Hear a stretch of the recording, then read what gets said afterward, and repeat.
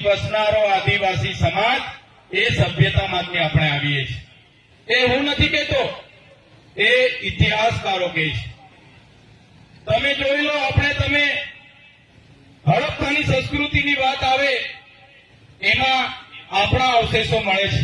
Mesopotamia સંસ્કૃતિની વાત આવે એમાં આદિવાસીના સભ્યતા અને અવશેષો મળે છે.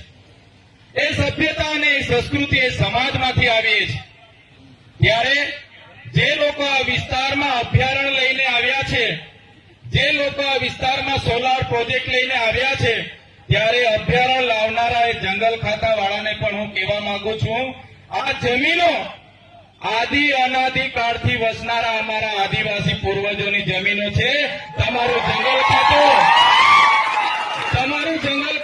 1927માં બન્યું અને તમે જો આ વિસ્તારમાં અભયારણ્ય લાવીને અમારા લોકોને વિસ્થાપિત કરવાની વાત કરશો તો તે દિવસે તમારું જંગલ ખાતું પણ અહીંયા ઉભું નહીં રહેવા દઈએ. જયારે ઉકાઈ ડેમ બનતો હતો ત્યારે આપણા લોકોએ ગામડા ખાલી કર્યા. નર્મદા ડેમ હોય, ગડાના ડેમ હોય, પાનમ ડેમ હોય, તમામ ડેમો વખતે ગામડા ખાલી કરી આપ્યા છે. રોડ આવે, હાઈવે આવે, સરકારી આવાસો આવે, નવી પરિયોજના આવે. એક કાકરા